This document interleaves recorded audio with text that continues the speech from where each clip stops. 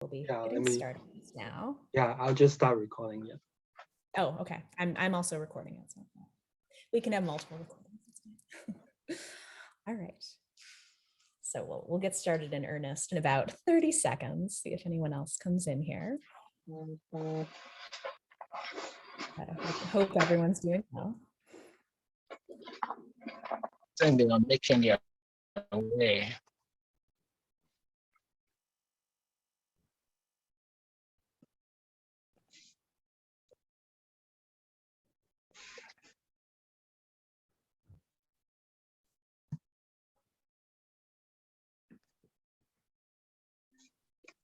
All right, welcome. Well, it is 1 o'clock, so we'll jump right into it, and hopefully our remaining fellows and guests will be joining us in a moment. Good, a couple of our guests just came in here. All right, well, welcome everyone to week 4 of the Institute. It's been quite a journey in this last week. I think, many of you caught up on a lot of work and have been spending some time with our fascinating asynchronous sessions and your focus projects and Ignite speeches. I've heard a lot of great things about what everyone's up to. So we can't wait to see how the rest of the Institute turns out. So today I just have a couple of sort of housekeeping announcements. Then we'll move into some presentations by some of our guest speakers today. And then we'll be talking about our plans for the rest of the week and a change to the schedule for next week. So that'll be where we'll be ending up with the latter half of our session today. All right, so first of all, housekeeping matters. You all received an email from IREX this morning, my time, so recently, a couple of hours ago. And in that email, you'll see there's an update about the Ignite speeches. So a reminder that if you submitted an Ignite speech for the summit competition, which I know some of us did, you'll be notified about that by the end of next week if you've been successful. So we'll keep all of our fingers and toes crossed, and hopefully we'll have some success from this fantastic cohort. So you'll hear about that. And everyone, even if you've already submitted the speech for the summit competition, you'll need to submit it again next week by the 21st of July. So we'll send you all an update about that as IREX gives us more instructions about how you'll submit and upload those files. I know there were some technical challenges dealing with Flipgrid, so we'll provide some support for that as that deadline looms next week. And then another issue from the IREX email that came up was your questions that you can submit for the summit. So take a look at that. By this Thursday, if you have questions that you want to pose to some of our distinguished guest speakers at the Leadership Summit in early August, please do so. We strongly encourage that. I know many of you have some really fascinating insights and questions you've been raising to our group. Just think what you can do with a stage of so many more interesting guests and participants. So take advantage of that opportunity. All right, and speaking of taking advantage of opportunities, today we have an opportunity to learn more about BSU's global engagement, about BSU's work for social and racial justice on campus, and we'll be beginning with a presentation on the work of the Minix Center for Global Engagement, led by our distinguished colleagues, Wing Kai and Jabbar, who you've met last week and the weeks before. And I'll also be speaking very briefly, along with my colleague, Dr. Jonathan Sherland, who is here. There he is on the bottom of my screen. I'll be talking a little bit about the work that BSU does, in particular in our African Studies program. Then we'll be joined by representatives from the Afro Alumni Association. We'll be learning more about the contributions of our distinguished African-American alumni, their work and their continuing work to make the BSU community better and more distinguished. And we'll have an opportunity with both of these presentations for a brief Q&A. So Wing Kai, Jabbar, take it away and share your slides.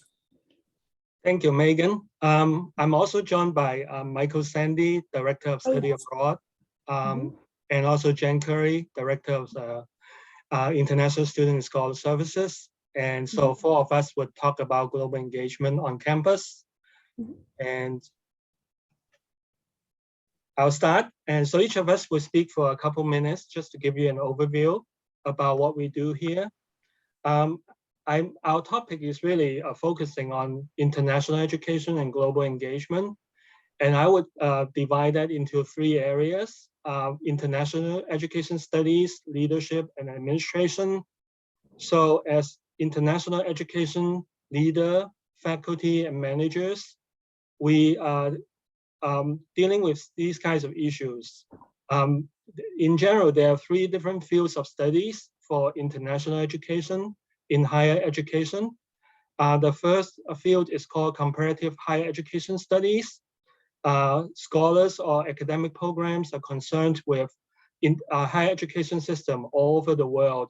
For example, comparing the United States with Africa in terms of our higher education institutions. And some scholars would be studying that. The second field is internationalization and global learning. Most people who want to work in international education are concerned with how we can internationalize our campus and make our campus much more global. So global learning is a focus for internationalization. And the last focus is international education, mobility, and exchange.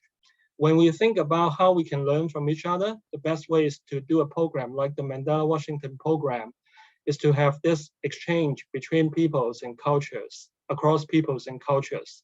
So our goal for international education in the higher education field is to develop a more ethical, critical, and comprehensive form of internationalization. International education is not just for the rich, for the privileged, it's for everyone. International education is not just for making money, it's for a purpose, for a goal for critical citizenship. International education is also a cause for more critical understanding of what we do well and what we do not do well in our country. So I belong to the Minix Institute for Global Engagement, and 4 of us are the leaders here. Our goal is to really develop global citizenship through academic and intercultural engagement. So this is our kind of our mission statement. And we also develop and support accessible opportunities for global teaching and learning to benefit the BSU community, the region, and the world. We have a longer strategic plan because of time constraints. I'll just talk about this. So the key of this mission statement is the opportunities should be accessible to everyone, should be open to everyone. And it's about teaching and learning for the whole community and not just for one group population. So our strategic priorities, there are 6 areas that the BSU is focusing on right now. The first is, as I said, is comprehensive internationalization. The second one is global learning in the curriculum. The third is the education abroad, to send our students abroad or faculty and staff abroad for all kinds of activities, whether it's accredited courses or service learning or teacher training or internships and other opportunities. And we have the International Student and Scholar Services. You'll hear in a minute. And it's also about getting students and scholars here and serving them. More recently, we have added 2 more strategic priorities. One is to increase our international student population in international student enrollment. And the second one is to think about virtual engagement. So we can actually learn about different peoples and cultures by virtual learning, just like what we're doing today, because people cannot always travel, even in the best of days. So we use this kind of model in international education. According to our best international association, there are 4 major areas in the outer circle. There are also a lot of other competencies area, like advocacy, communication, financial stewardship, human resources, information technology, intercultural communication, leadership, and strategic planning. So being a successful international education leader, you need to have not just focus on these 4 areas, but also have these cross-cutting competencies and skills. So knowing about IT, intercultural communication, to name a few, these are very important. We have a lot of partnerships in our university. We have partnerships with all these countries. I'm not going to read all of them. We have about 30 universities that we develop very close relationship with. We send our students study abroad to over 50 countries, and we also have dozens of countries coming to students coming to our university. And again, we have hosted the Mandela Washington Fellow Program from 2016 to 2019, and also 2021. This is probably our proudest program, working outside with the State Department. In external partnerships, we develop our partnership with American Council on Education and also the other international education administrators associations like NAFSA and also Forum on Education Abroad. We develop relationship with World Affairs Councils of America called World Boston. We also have, as I said, the State Department programs. So now I turn to Jabbar to talk a little bit about our global studies programs. Jabbar, it's your turn. Thank you.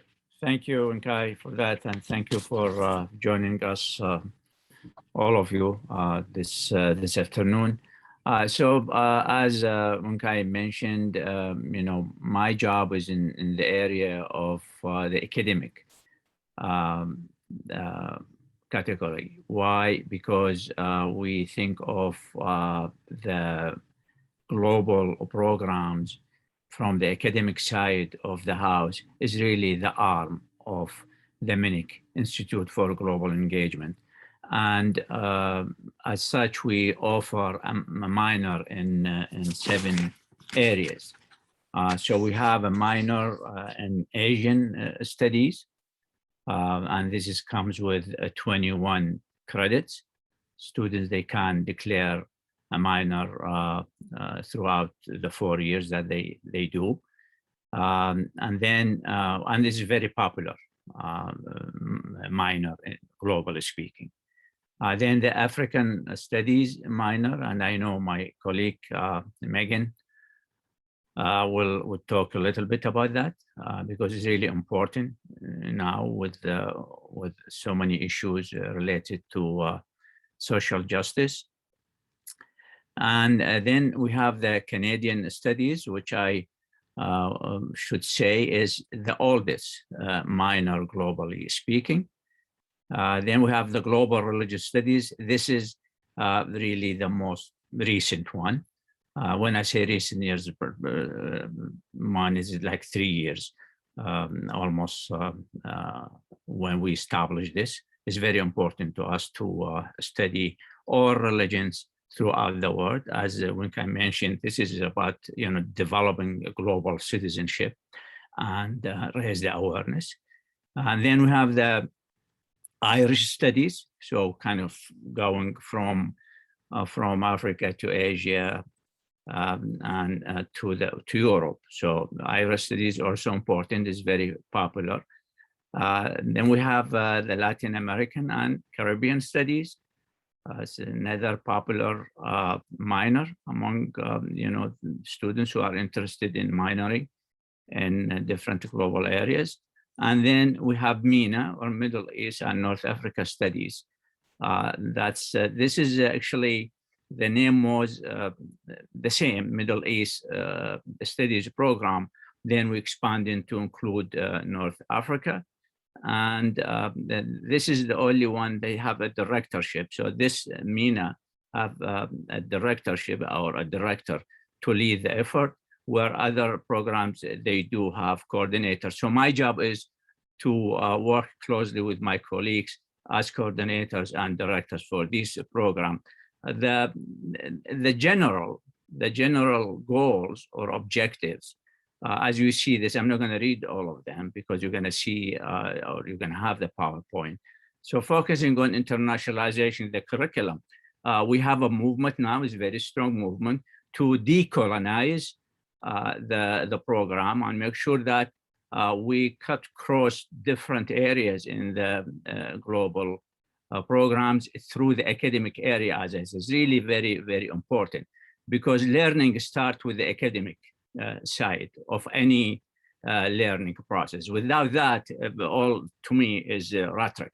But if you start to teach and learn about other part of the world, in terms of education, in terms of history, in terms of geography, in terms of politics, and in terms of the civilization, I think that will really deepen our international connectivity with the world, expanding faculty exchanges with partnered institutions. And I invite you, to take advantage of this, because for 2 reasons. One is we can benefit your academic areas in other institutions, And also we can probably train the trainers, down the road. So it's important. Or who knows, you can come and spend some time with us, or send some of your faculty colleagues. I know you work in different institutions, but I'm sure you are well connected in your own distinguished country to do that.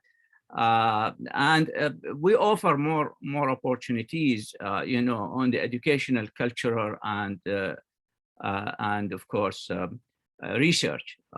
Also, this is a possibility for doing a joint research. So, the last word I would say in this, what we can do is always work with others internationally and also locally to grow the curricula for global minors. This is very, very important. I know we call it minors, but it's very important because it really goes hand in hand with the major. And the evidence from United Nations and from reputable organization, when a student graduate with only a major, their chances to get a job globally, it's less than those who are having a major and at least one minor globally. This is very, very important. So I hope this help you at least to understand what we do with the global engagement. We really not talking the talk, but doing the work. Thank you. Jen is next. Great, thank you, Dr. Toe. My name is Jen Curry, and I am the Director of International Student and Scholar Services, or ISSS as we call it. It's a pleasure to be with you all here this afternoon, this evening, and I hope your program has been going well. I won't take up too much time. I'm just giving you a brief overview of the things that my office assists with, in addition to my two staff members, Justin and Kristen. So we're responsible for assisting faculty and students with immigration documents, all those fun things that you didn't have to deal with this time around, but issuing DS 2019s and I-20s that scholars and students need in order to get their visas to come to the United States. We also assist with immigration advising within those categories of visas while students and scholars are here. And then we get to do the more fun stuff. So the co-curricular learning opportunities that are just as important as the academic experiences that students have while they're here, and scholars, of course. So we work on things like cultural transition programmings. Most of these opportunities are almost always faculty or student-led and driven. So we have the opportunity for our students and scholars to share their culture, information about their home campus and their countries with our domestic students as well. So it's really, a bilateral opportunity for learning that happens. We also do off and on-campus programmings throughout the semester. What I like to call the before times is which we're slowly getting back to. So we're looking forward to that in the fall. Had you all been able to arrive to campus in person this summer, my office would have surely assisted with orientation to campus and to the local area and community. And then we also help with things like on and off campus employment assistance. We do airport pickups, airport drop-offs, all those things that really, students and scholars need in their transition to and from the United States. So I think that's a good overview, Dr. Toe. So these are our student numbers from 2018, 2019. This is pretty indicative of what a typical year will look like here on our campus. Obviously, COVID has impacted our numbers substantially, like it has across the globe, but typically it's split, a third of our exchange students, which are those who are here for a semester or a year, a third graduate, and a third undergraduate. These typically tend to be the top 5 countries that we're seeing students and scholars coming to BSU from, and we expect our numbers hopefully will return to the normal parameters once global mobility has been able to be reopened and increased. If people are interested, I think these numbers might be a touch out of date, but if people are interested, Dr. Toe can certainly send links to people afterwards about, the cost of attendance if folks are interested. I really don't know that this is so applicable to our Mandela Fellows, but I think as Dr. Healy Clancy mentioned, we have had fellows come on J's after they've completed their Mandela programs to come to campus as visiting scholars, which is certainly something my office can support should that come up. I know you're thinking, wait, we're just going through our program yet, we're not thinking forward into the future, but if anybody is, that is something that we can certainly offer. I think that's probably all I have. I did just want to say, I do see Kemi on the call today. She's our all-star graduate student that we've had the pleasure to work with this year. And so I hope everything is going well. Ask her anything. She's been fantastic and we love having her. And I hope that the remainder of your program goes very well for you all. Thank you. Thank you, Jen. Good afternoon, good evening, everybody. Mike Sandy, Director of Study Abroad. It's a pleasure to be here and have an opportunity to talk with you. Dr. Toe, if we can go back one slide. Let me just. So the Study Abroad office is, of course, part of the Minix Institute, and we have the opportunity and the privilege to work with our Bridgewater students to send them out on study abroad and study away programs. Very traditional setup to a lot of American universities. We offer students opportunities for short-term programs up to from 9 days up to a year abroad. We have partners, as Dr. Toad mentioned, around the world where we exchange students. We also send students out on direct enroll programs, international student teacher programs, international internships. Domestically, we have a network of 200 universities in North America where we send through national student exchange. And then probably our most popular and ongoing program is our travel courses. Students have the opportunity to travel with peers taught by their Bridgewater faculty, and they travel over winter, spring, and summer for a 3-credit course that is often either in their major or in their minor. Some students do pick it up for their general education requirements. We do work a lot with our colleagues around campus to make sure financial aid and scholarships are in place so students can afford programs. And we make sure that all of our academic programs are academically focused and when it's credit bearing that they're working towards the graduation requirements. So we have a real rich history. We started in about 40 years ago with study abroad, maybe 45 years ago with study abroad. And we have about 300 to 400 students in any given year participating on our programs. So it's a pleasure to be here. Thank you. Thank you all so much for that presentation. That was really fantastic. As I've been seeing people commenting in the chat, these are wonderful opportunities for collaboration and global engagement. And our team at Minix Institute, we're very proud of here at BSU. So I don't want to monopolize too much of our time here, but just to share that I've been working the past couple of years as the African Studies Minor Program Coordinator. So as Jabbar was saying, we have a variety of area studies minors. These are very popular programs at a lot of universities in the United States. Very few universities offer things like African Studies as a full major. Some do, though. You'll be meeting staff from Harvard University's Center for African Studies later this week, and they actually grant up through PhDs in African Studies. I happen to hold one, so they'll learn more about that whole world of African Studies programs later this week. But here at BSU, what we do in African Studies is not only advising students who are very interested in African issues across the disciplines to take courses for the minor. Many of those students are of African ancestry or descent, but many are not. Many became interested in African issues through experiences like study abroad courses. I've run a study abroad course, technically called a travel course, as Mike was saying, to South Africa, to Durban and Cape Town in previous years. And my colleague, Jonathan Sherland, has a very popular, very long-standing travel course to Tanzania that I know has awakened a very deep interest in African issues amongst many of his students. And so Jonathan will be working this coming year as the interim African Studies coordinator while I'm on a research sabbatical. So I just wanted to introduce everyone to Jonathan. Jonathan, would you like to say hello to the fellows and share a little bit? I think they'd be especially interested in your relationships with Tanzanian institutions. Good afternoon, good evening, everyone. Thank you, Megan, for that very kind introduction. I won't take up too much time, but just to say I'm excited to become the interim African Studies coordinator during Megan's sabbatical, which she's well deserving. I've teach a variety of classes on campus. I'm an associate professor in the Art and Art History department. So along with African art history classes. I teach other issues as well, like modern art and contemporary art in particular.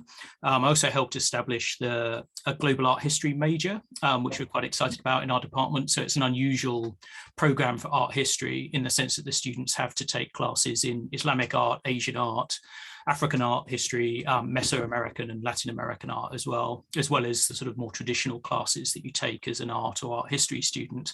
That started in 2015, and again, it's unusual, particularly in the state system, to have that kind of program here in Massachusetts. I've taken students to Tanzania, I think 6 times now, during my time at Bridgewater, so it's been a great privilege to do that.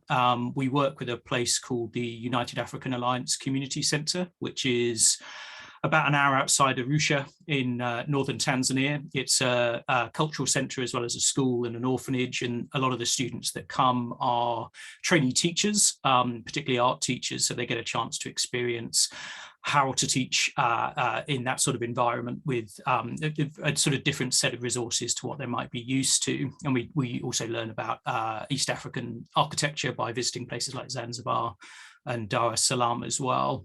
In terms of my own research interests, I'm mainly focused at the moment on an artist called Sam Intiro, who is the first East African artist really to gain international recognition, both in the United States and in London in the 1950s, and the ways in which his artwork is important both during the end of the colonial period, but also during the independence decades of Tanzania as well.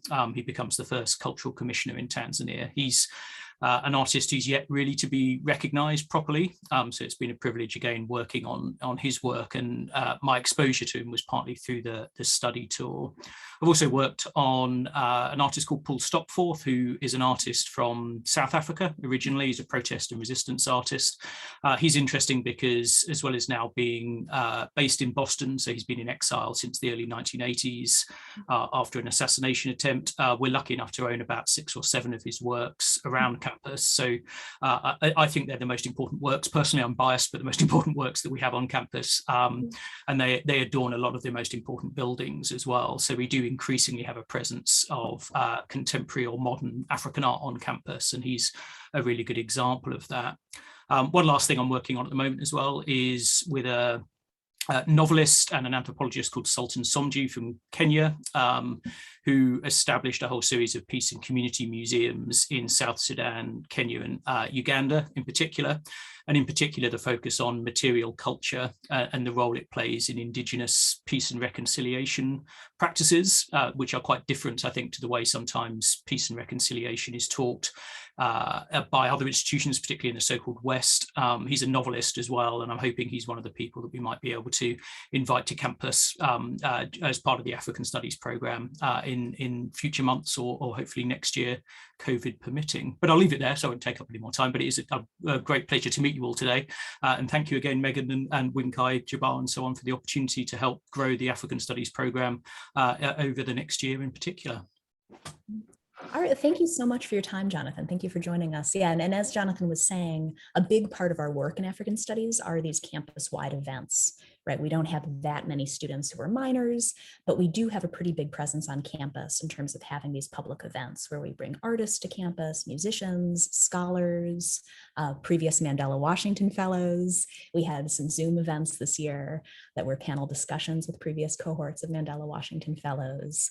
So certainly I wanted to introduce everyone to Jonathan as a way to hopefully facilitate those connections in the year to come.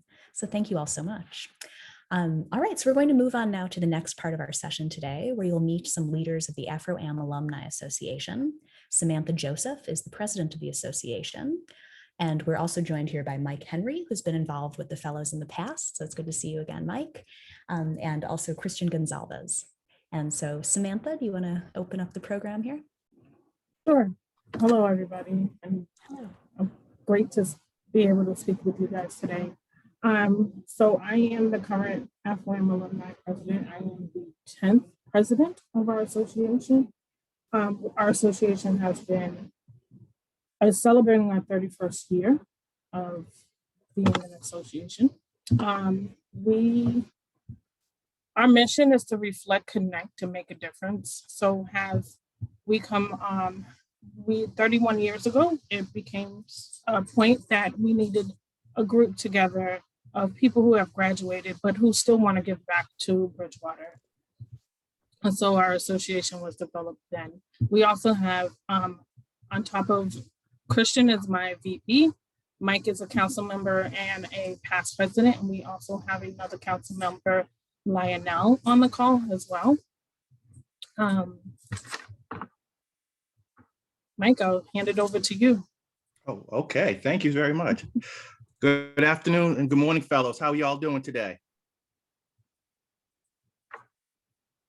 I'm assuming everybody's doing good, right? Everybody's quiet, nothing, everything. Everybody's awake.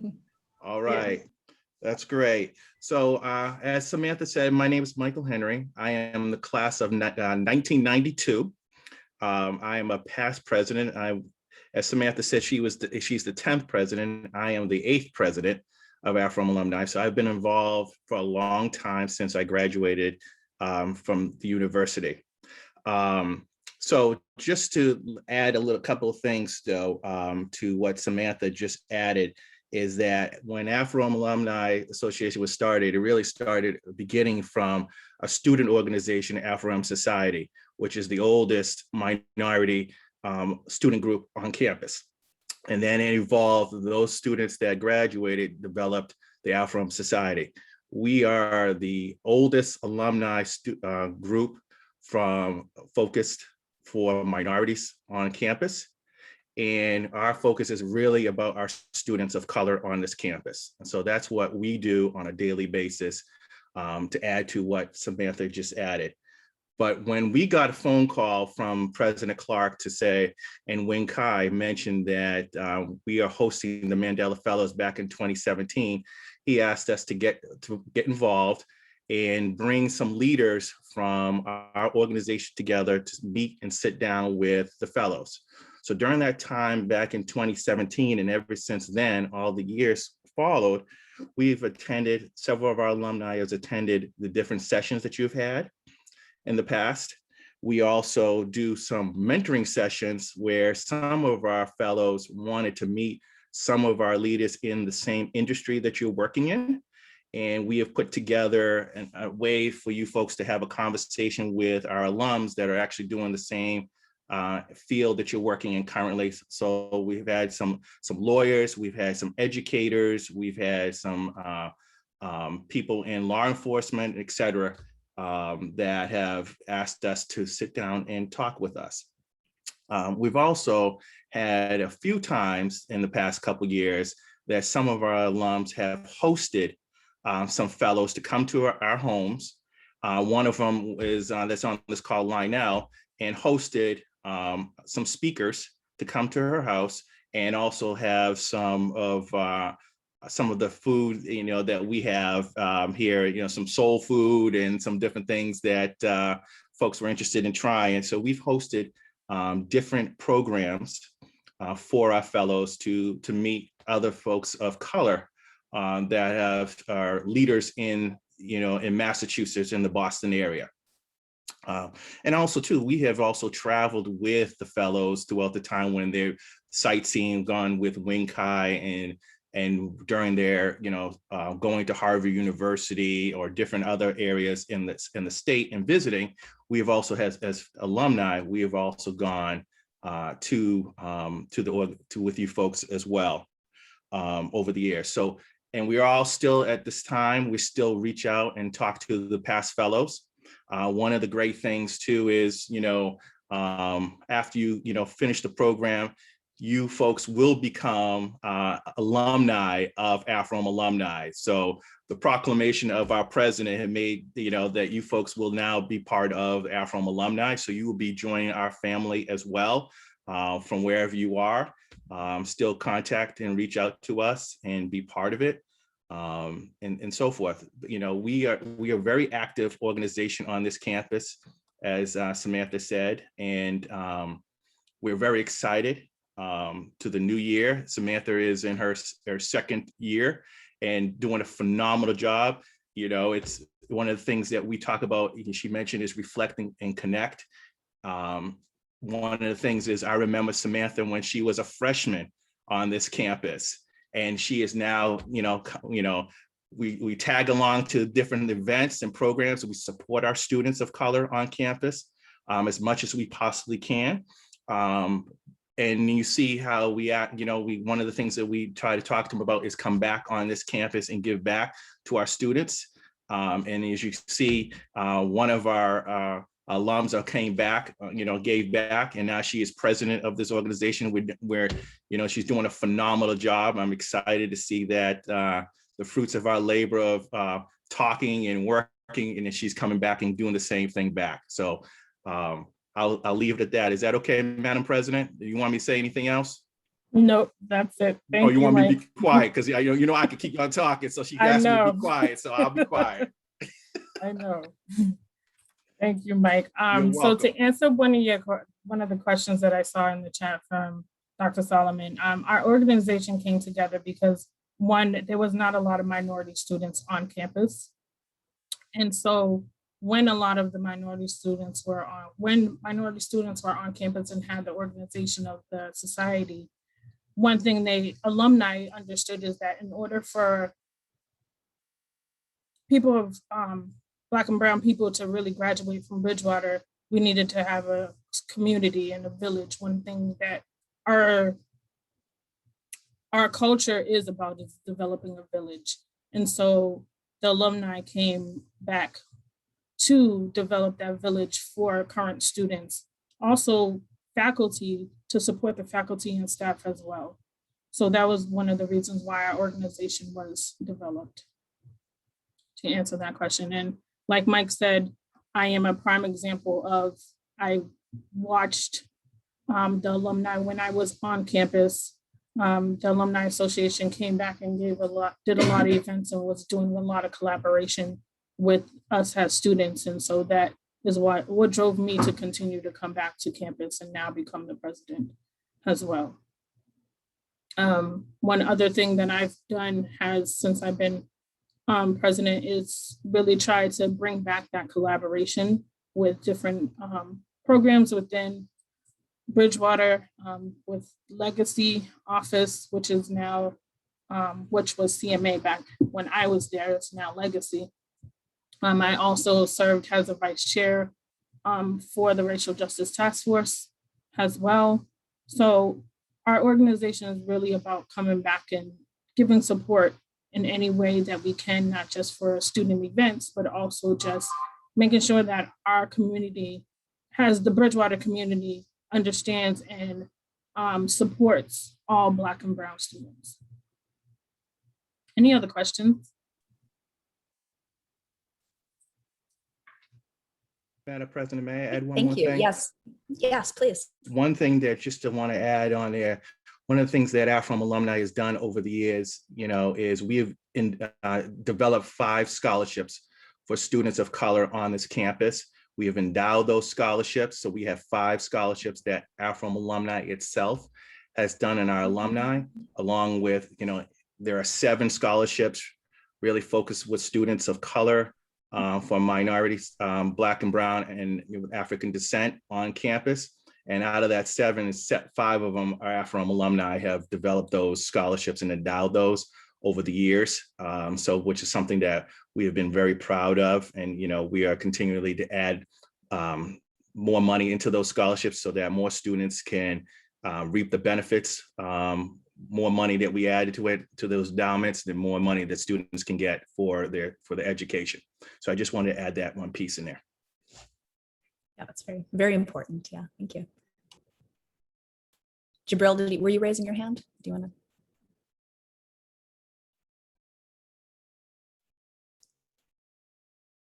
to? Sorry, I think you're muted.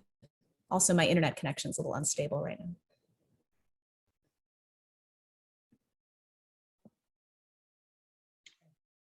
No, I was raising it.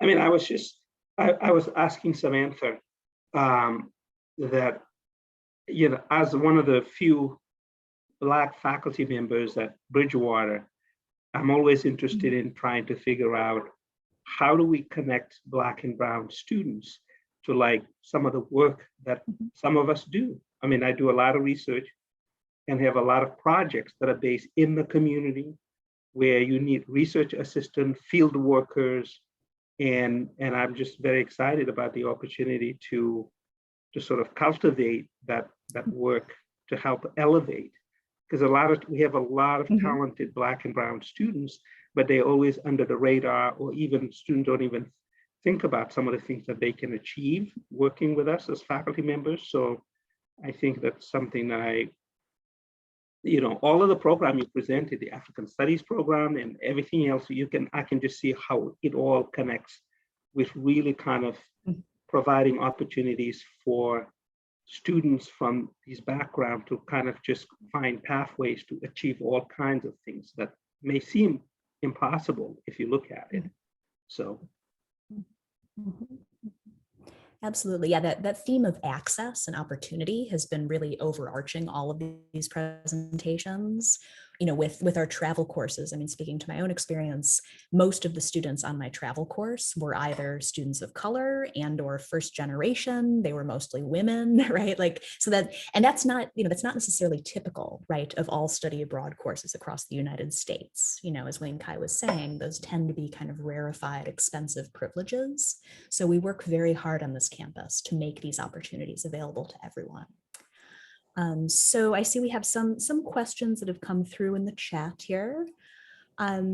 So let's see, so Piva and Adora have some questions about scholarships, right? Are any of those scholarships that the Afro-Am Association talked about available to international students? That's a good question. And what are the other criteria for those scholarships?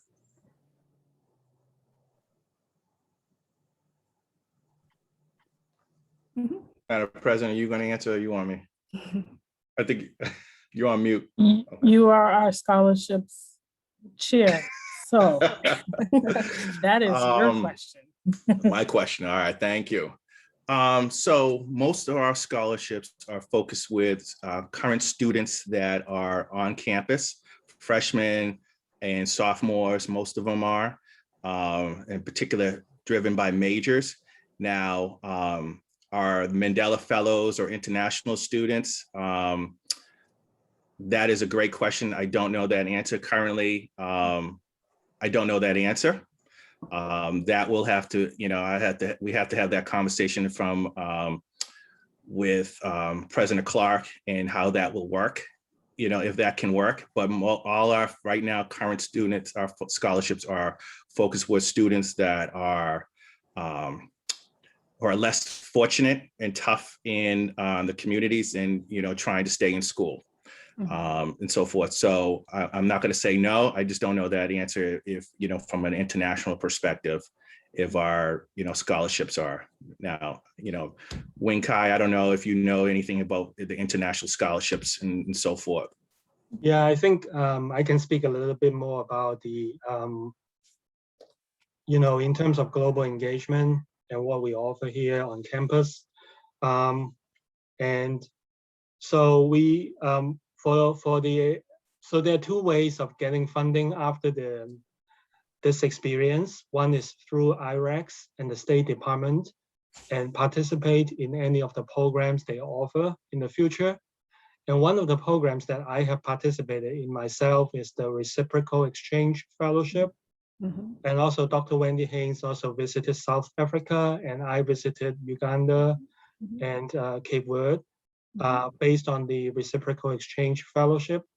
We have hosted visitors from the Mandela Washington Fellowship Program for very short visits, for a few days to a week to a month. And we're looking for funding sometimes to have visiting scholars here to participate in our activities. Jen Curry is in charge of working with visiting scholars. And so that really applies to the funding that you need to either teach at BSU, to teach a class at BSU. If you stay here, are able to stay here for 6 months or a period of time to become a J1 visiting scholar. And that is also another way of that. There are also Mandela Washington Fellows after they become alumni to apply for graduate school in the United States to get a second master degree or a second doctorate degree in the future, or the first master degree. So that also applies to funding. We only offer a few $1,000 as scholarships for new international students. They are called the Horace Mann grants for undergraduate students. For graduate students, it's basically funded by graduate assistantships. I don't know, Jen, if you quickly add to what I just said, please. Yeah, sure. So I think, again, it depends on what level you're looking to come to BSU at. So undergraduate students have a set of options available to them that Dr. Toe said is our Horace Mann scholarships that are up to $5,000 per year. Graduate students have the graduate assistantship available, which is essentially tuition remission plus a stipend, which is a wonderful opportunity. Many of our international graduate students take advantage of this. We're very fortunate in our office that we're able to hire international GA almost every year. So that's a huge opportunity for students, and they can work anywhere on campus in any department that has been granted a graduate assistantship. So that's not just our office, it's within academic departments. It's everywhere. So that's wonderful. There are a lot of opportunities that are more available to students once they are enrolled. So we have an entire academic works database of scholarship opportunities. Well, I know that that's not necessarily always helpful in students making the decisions to come to BSU because they're looking for scholarship funding, initially right out of the gate before they come. There are so many different opportunities that are available based on, your major, your potential country of origin, if a donor has given things within those parameters. So there are other opportunities that are available as an enrolled student. Unfortunately, international students are not eligible for federal aid. When we all become president and we change all those rules, we'll allow those kinds of things. But there's tons of private and additional external opportunities that my office compiles to the best of our knowledge, and we have a list available for students that we're able to disseminate when asked. And then as a scholar, as Dr. Toe mentioned, coming in to teach classes or do research, you're offered the stipend that comes along with that. And then my office would help facilitate your documents that you would need in order to apply for your J1 visa. So those are kind of the main categories of funding opportunities. Mm-hmm. Thank you so much, Jen. And Binyam just asked if there are PhD programs available. So BSU has a lot of graduate programs, but not yet PhD programs. Wendy, do you want to speak a little bit to that as an associate dean in the graduate school? Sure, I'm happy to. We do explore opportunities for developing doctoral programs, but right now the legislation that created the state university system precludes our doing that independently. We're hoping to change that in the future. But we have over 100 master's and certificate degree pathways, and we're more than happy to talk with you about that. And we're developing new master's programs all the time. We'll be bringing on a new master's in mathematics and a revised master's in biology and a new master's in public relations over the coming year.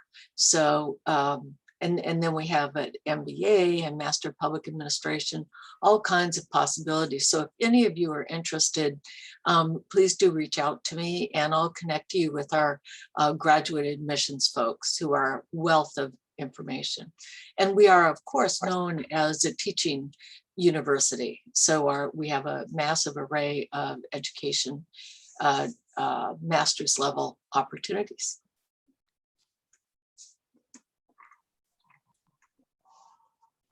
Thank you. I'll unmute myself. Okay. Charles, you have your hand raised for a bit. Would you like to ask a question?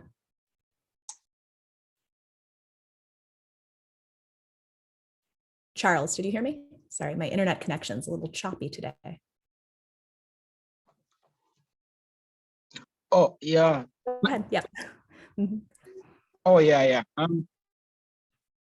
I think part of my questions have been addressed, but I think this section is very important to us. There is a saying that I learned from China that it is better to travel 10,000 miles than to read 10,000 books.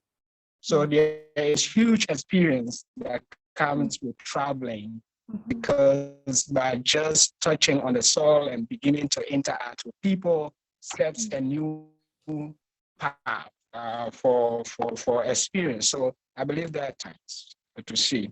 I think Dr. Prof. Wankai answered some of the question, but I wanted more specifically with respect to the programs or the opportunities available. Like we're talking about something for the fellows, whether you have specific programs when maybe people can look forward to say, okay, as a fellow, you can look forward to a certain program as this that may be coming up, or that you can apply for, at a certain point in time. I wanted to have a clarity around something like that, whether you have any specific opportunities aligned, especially for the fellows, that they can look forward to at a particular time of the season. And the second aspect of the question is, how do you, if that is not available, how do you initiate? I think that Solomon already talked about an exchange and maybe getting in touch, but how do you initiate the process of for certain program that you are interested in at the university or what you are offering? How do you go about initiating the process? Is it that you look for a specific staff in the university responsible, or you write expressing your interest? Just generally, how do you initiate the process of setting interest in what you're doing or getting part of the program? Yeah. Thank you for those questions. Jabbar, did you want to respond? I thought I saw you raising a hand. Yeah, thank you, Charles, for this question. Yeah, one picture, they said words, 1,000 words. That's what the original verb come from China. China in the old days were very, very far away. So going back to really very important questions. One, BSU offers a lot of certificates. Some professional certificates program for the credit, some of them without the credits. So if you are interested just to be certified, then we have an opportunity for you to do so. Now, how you initiate this, as my colleagues, Wendy and I think Jen mentioned that, are also emphasized by Wankai. You just send us an email, we will do the rest. And we are very transparent. If we cannot do it, to be honest with you, this is a true statement. If we cannot do it, we say, sorry, we cannot do it for the time being, but we can do it, we will do it. It is an honor for us, but most importantly, it is an opportunity for us as faculty, as librarians, as staff, and as students. Also, one of the opportunities, I found it very important, and this comes from my recent experience, because we got a grant from the Department of Education from Washington, D.C. And we offer some scholarship for our students and international students. We are in progress to do this, but this is, we need some candidates and we need some qualification, and we're going to announce it very soon, because we are entering the second phase. And all your organizations are very important to us as partners, because United States has a lot of money in terms of supporting education and cultural exchange. So sometimes we are seeking partnership, real partnership, allies from Africa and as well as other parts of the world, to work with us so we can get the grant. When you write a grant, this is not like 100% is guaranteed, but is an opportunity for us to explore it. So I think the most important thing is to stay with us, stay in contact with us, so we can provide these opportunities. The last point I want to say, if you need some training, also let us know. We can provide training for your colleagues in your particular country, and that thing that will create a core or a base for your work. Thank you so much. Yeah, thank you so much, Jabbar. And yeah, just to add on to that too, Charles, we can also give some other advice about other programs if it's not something we have at BSU. I know that, I've written a lot of letters of recommendation for fellows. I probably shouldn't volunteer that to everybody, but we have all these other kind of resources and connections that we have. So if there's something specific that any of you are looking for, we're very happy to give you advice about other opportunities in the network of institutions in the United States and internationally that we work with. Jabril, did you want to add on to that as well? For the fellows, I was saying that I guess a starting point will be you are all working with your coaches to develop a project as a result of this. I mean, I think you could not have a better opportunity to explore an innovative idea. So use the project that you are developing already as part of this Mandela Fellowship. You have to develop a project.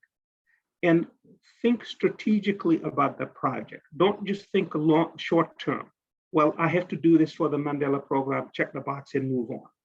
Think about the project idea that you're developing as saying to yourself, is this a project that I could actually, even in the future, next year maybe, turn into a project that I can collaborate with an American faculty to do a research? Or is this a project that I can actually think about as a template for developing a thesis research for a master's degree work in the United States? Or is this even a project that I can sort of take even further and turn into a potential dissertation proposal work and research work that I can use to apply for a PhD program? So, I mean, you have to think in those layers in terms of your proposal, because the proposal could be sort of like the beginning of starting the conversation. So when this program ends and you connect with us, send us your proposal ideas.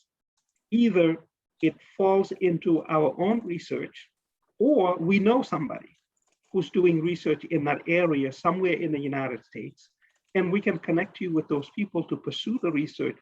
So the more time you take to strategically think about your project that you're developing with your coach, and think of that project as almost like the key to open the door that allows you to go into any of these opportunities, whether it's graduate work, whether it's your own work, doing an exchange program with us, and maybe even applying for international funding to do the work that you're doing now. If you're running a nonprofit organization, this project could be your template to submit for all these international programs that are available, the European Union, and said, here is a project proposal. I worked with an American colleague on it. I would like to implement it in my own country. I'm looking for funding. You really have to think big. I mean, that's a hallmark of a good leader. A good leader has to have a vision. So be a visionary with your project proposal. And the more you become a visionary with your project proposal that you have to do now, I guarantee you the sky is the limit. And we can help in many different ways, either work with you, connect you with people we know. I mean, between the five of us, we know all kinds of people. So something you need to think about. One more tip. We recorded a lot of synchronous sessions that you watch asynchronous. Go back and look at the presenters, all the high caliber people we invited to present at those sessions. These are all potential people we can connect you with, because these were high level people who are doing all kinds of stuff in the United States. So take a look at those sessions we've recorded. The presenters on those sessions are people we know. And if you have any interest we can connect you to those people because we invited them. So really have a vision, and use the project proposal that you have to develop anyways. Leverage it 10 ways. Don't even leverage it just one way. Think about, how do I leverage this project proposal in 10 different ways? Think big, and that will really the beginning of the conversation. So that's the only tip that I can give you, and hope it's helpful. Yeah, that's excellent advice. Thank you. Sarah, did you want to have a question or a comment as well? Sorry, I know your hand's been up a while. I'm sorry. But thank you very much. Jabbar have already told us like what I wanted to ask. or what I wanted to suggest, but I just wanted to know if BSU can arrange a research in Africa on things like accountability or corruption, because I've seen Transparency International always give us the statistics, but yet there are some African countries that never do well in things of corruption. Then I was wondering if BSU can have a strategic way of helping, even piloting some of the countries to help the countries to fight corruption or to enhance accountability so as to help the nation in development. That's what I wanted to comment. Yeah, thank you. That's a fantastic question and comment. Yes, just off the top of my head, in past years, the Mandela Washington Fellows have met with a colleague who's tied to Harvard University. Wing Kai, I'm forgetting his name right now, the guy that's trying to start the International Criminal Court for Corruption. Do you remember his name? I'll send Sarah. Is it Daniel? I don't remember. Anyway, Sarah, I'll look this up and send you an email. But we do have a colleague that's presented to past cohorts of fellows who works exactly in this area about coordinating sort of multidisciplinary, multi-institution research on corruption and how to combat it, working with African jurists and civil society activists and whatnot. So I'll send you an email about that. But that's a fantastic idea and question. Ashaba, do you want to ask a question as well?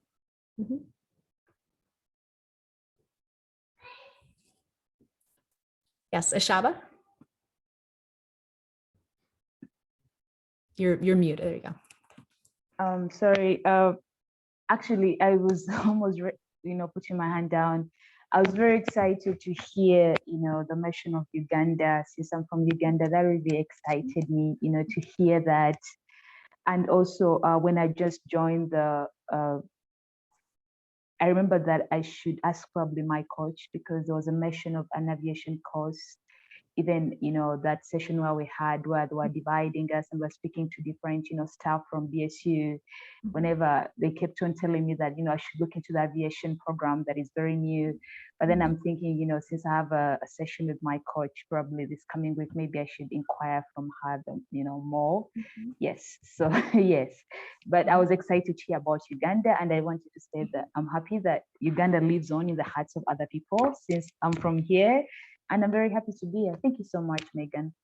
All right, wonderful. Thank you so much, Ashaba. Yeah, and we're hoping to continue to have more deepening connections with Uganda. We've routinely had fellows from Uganda, had some great faculty exchanges, et cetera. Okay, so we'll take one more question or comment from Bello, and then Jabril and I have to share some more details about our plans for the next week before we wrap up. So Bello, go ahead. Okay, good evening, everybody, or good morning to, I think, US.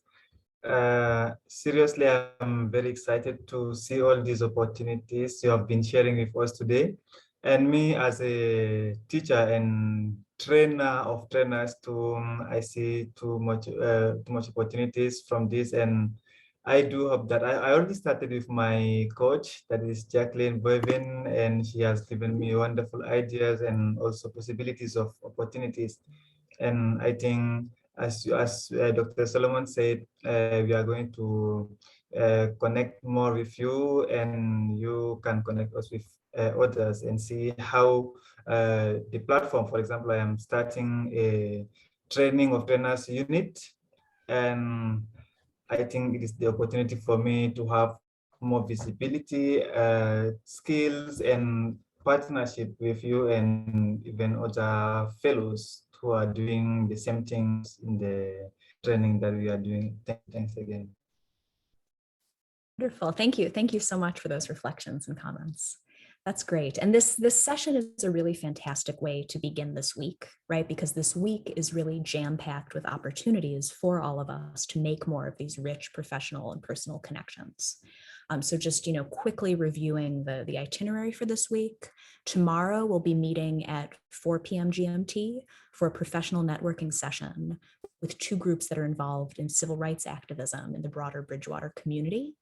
So that'll be a really great opportunity for many of us who are working in the kind of civil society, nonprofit sort of space to understand how inclusion and social justice are happening in a relatively small town that's in a complex metropolitan region that is Bridgewater and Boston.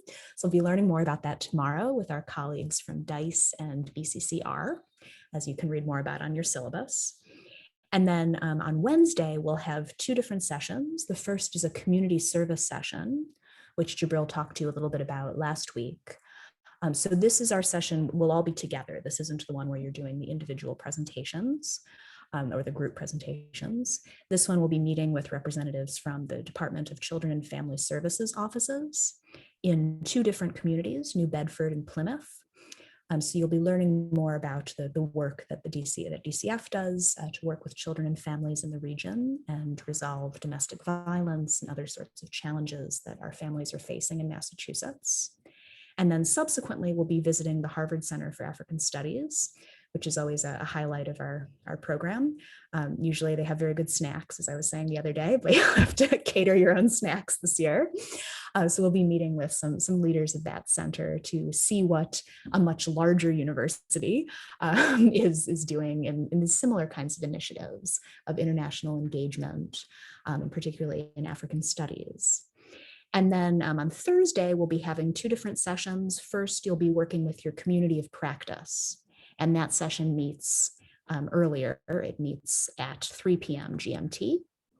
So I sent an email about the community of practice that was in our original email from last week. The coordinators for your community of practice should have also sent an email at the end of last week or the beginning of this week. If you haven't heard anything from them, just send Jabril and me an email and we can help make sure that it's clear where you need to go on Thursday. Finally, then we're all going to come back together and be having a cultural connection activity that may also be a useful professional networking opportunity for many of you. We'll be meeting members of the broader Bridgewater community.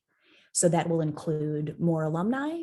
It'll include some students. It'll include people who are active in civil society organizations. So it'll be some of the same folks that you've met already and a new cast of characters as well, of people who are involved in activities in our broader community and on campus to make Bridgewater a better place. So we'll look forward to that discussion and the connections that'll come out of that.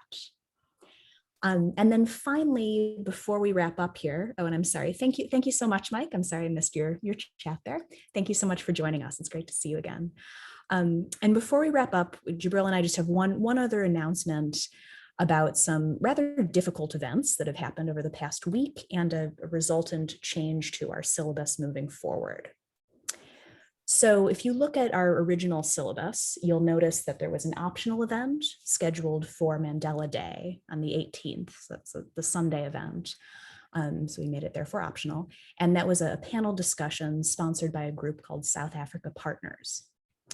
Now, South Africa Partners is a nonprofit organization that's based in Boston and does a variety of, as their name suggests, partnerships with South African government and civil society organizations. Right now, for instance, they're dealing with the COVID crisis in prisons in South Africa. So historically, South Africa Partners has sponsored events on Mandela Day at the Massachusetts State House.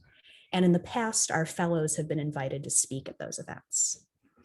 This year, we thought, though the event is taking place on Zoom, we thought it would be no exception.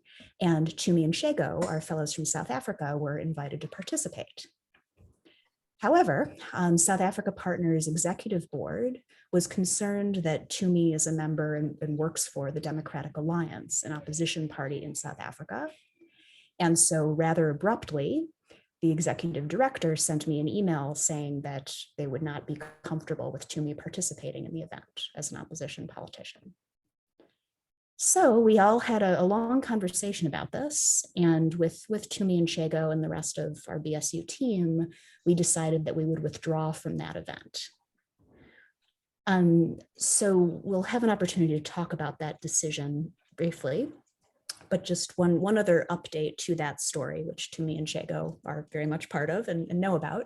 The core faculty team this morning decided that we'd like to offer an alternative event in which Tumi and Shego and all fellows may speak about the COVID-19 pandemic and how it's affecting your leadership and challenges to your leadership in your home countries. So I will send an email about that event with a Zoom link after this meeting. But just note that we have scheduled that for 4 to 5 GMT next Tuesday, the 20th of July. Again, that will be an optional event because we already have the State Department approved syllabus, et cetera. But we hope that as many of you as possible will be able to join that before our next session that's scheduled for next Tuesday to reflect a little bit more about the challenges to all of our leadership that this time of pandemic is introducing. So Tumi, Chego, I don't know if you guys want to say anything about this. I know this was a really difficult, it was a difficult experience. I think the decision that we made to withdraw was ultimately by consensus. But if you want to talk a little bit about how this all unfolded. Chego, did you want to, or Tumi? Yeah. Tumi can go and then I'll go. Thanks, Megan. Great. Okay, thank you. Thank you, Megan. Oh, thank you. Well, I remember when I first read the email from you, and I was just in total disbelief.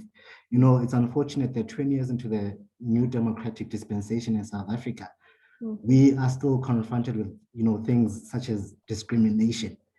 And, you know, I believe we have one of the most progressive constitutions in the world that speaks to equality of opportunity for all, that speaks to freedom of speech and freedom of association.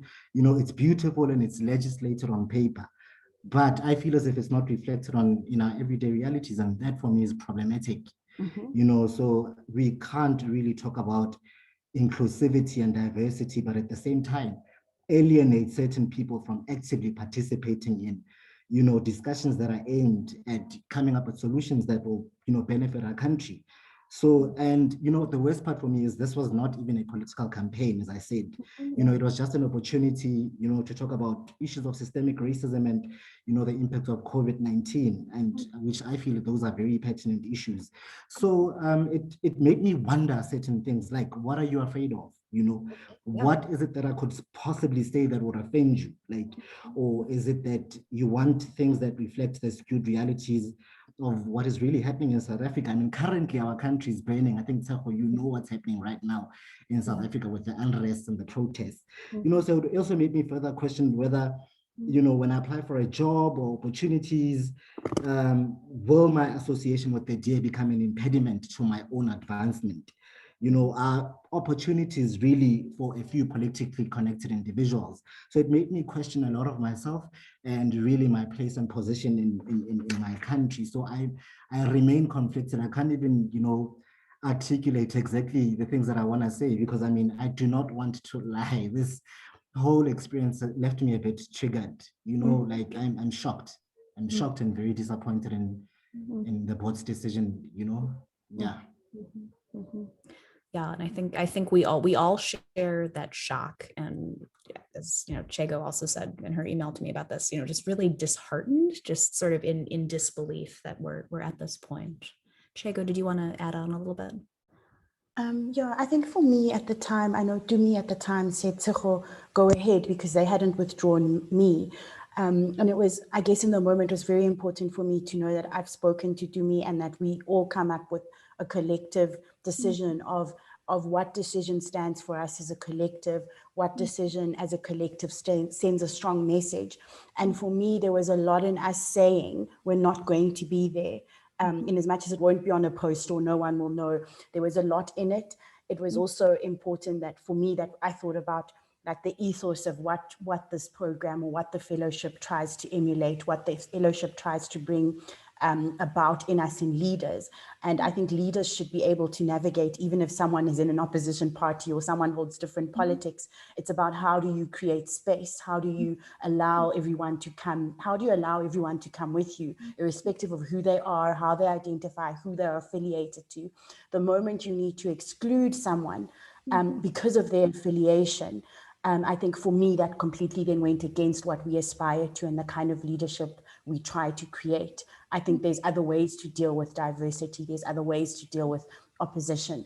And so I was quite happy that together we stood together and that together we made a common, you know, a joint kind of like a symbolism, I think. And so for me, in as much as it was disheartening which is the word which I think encapsulated was disappointing and disheartening, I also think there's power in the way that we reacted and symbolism in the way that we acted. Absolutely. Yeah. And I have sort of no words. Again, of all the problems that I worry about dealing with in my day-to-day life, I was not expecting this to come up as a problem, right? Again, there have been sort of politically diverse fellows that have spoken at these events in the past.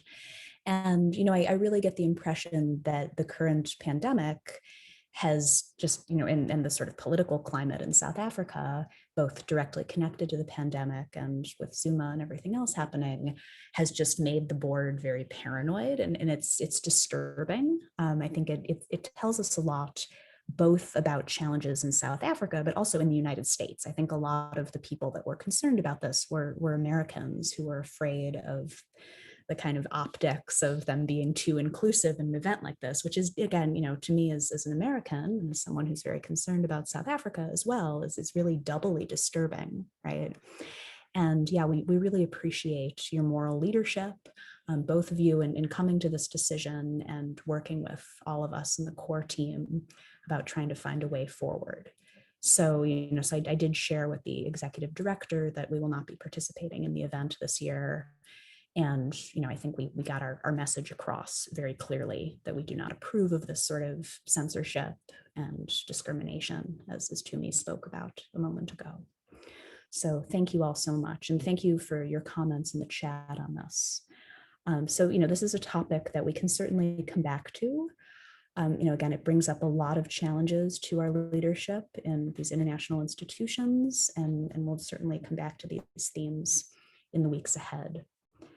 And in the days ahead, right? There's a lot of things that are coming up this week, so we'll be able to spend a lot more time together this week. I missed everyone last week, and I really look forward to continuing to deal with these sort of thorny issues of leadership as a team. And as Tumi and Chego both said as well, South Africa is undergoing tremendous crisis right now. I know that many of your countries, both the COVID-19 pandemic and political crises, are enormously stressful right now. So I just want to, reiterate again how much we appreciate all of your dedication to this program during very difficult and extraordinary times. So thank you all so much. And yeah, Jabril, did you want to add any closing comments before we wrap up? No, I think this is a demonstration of, remember all of the sessions that we've been running through around leadership, from the session that Wendy have ran, all of those sessions we run about ethical leadership and what does it mean to be a leader. This is an example. This is a real life example that really kind of puts you in a position to kind of see and demonstrate where would you stand as a leader. So I'm hoping that the action we have collectively have taken as a team leadership and the action that Tumi and Sego have taken have shown you how do we walk all of the things we've been talking about. How do we walk the walk behind all of the things we're saying that is important to leadership? So I look forward to Tuesday's session. I think we'll have a great time. I look forward to your presentations. It will be very powerful, I'm sure, and to hear, and I'm very excited to hear about how each one of you as a leader have experienced the COVID-19 in your own country. What did you learn from that experience that really could help you as a leader to really kind of witness and watch what happens when, events like this that nobody had planned for just happened, just like the pandemic. What do leaders do? What did they do successfully? What did they do unsuccessfully that you can learn from? So I'm excited to hear all the different perspectives and experiences from all the different countries that you're from, and your take on leadership, and in light of this backdrop of the event that's incredible that did happen. Yes, thank you so much for your words as well.